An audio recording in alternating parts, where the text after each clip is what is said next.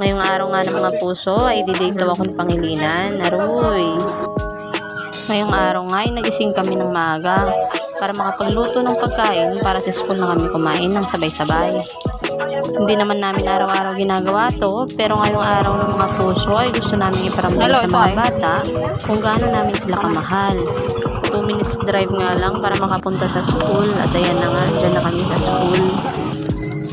Medyo mahaba lang yung lakaran papasok. At ayan ang Kuya JD ko. Siya nga pala yung pangalawa ko. At ayan Kuya Tino ko, siya po yung panganay ko. At ang pangatlo ko si Ate Angel. At ang bunso ko naman na napaka-cute, si Angelo. Ayan nga, at nagpapakit na naman. Ayaw mo na ba? Ayan nga, pagkatapos namin silang pakainin, ay kami naman.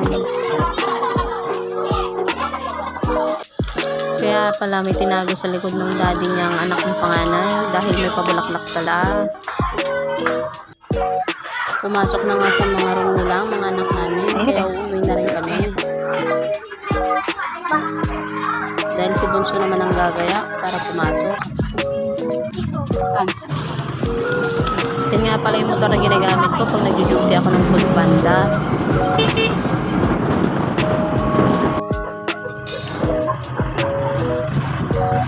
Ayan nga, excited na siya dahil may surprise siya kay teacher.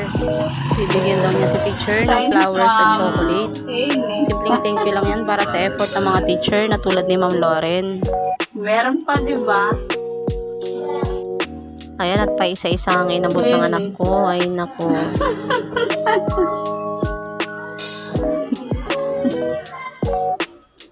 Sabihin mo.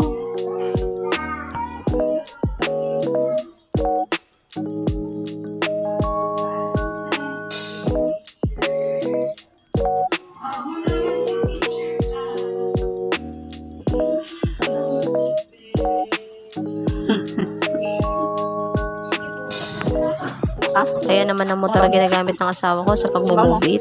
Bye-bye. Bye guys.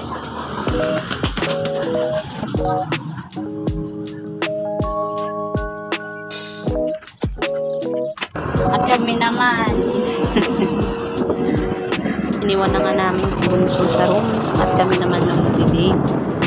Yan nga, papunta kami sa salon para makapagpalinis ng kuko si Pangilinan. Ayan nga, at nakatulog na ang asawa ko dahil gel polish pa lang ginagawa ni ate. 2 oras nga kami doon kaya inabot kami ng uwian ni Bunso.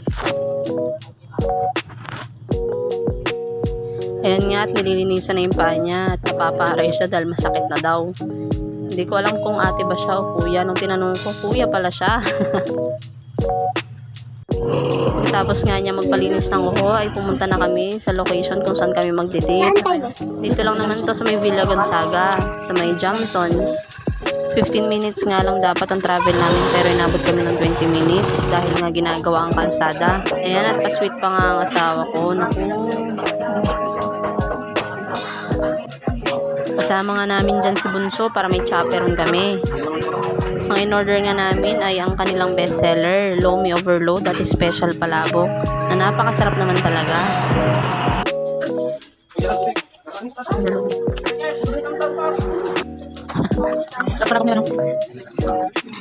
Pang take 2 nga pala yung hinahalo ng asawa ko dahil nabiting kami sa isa.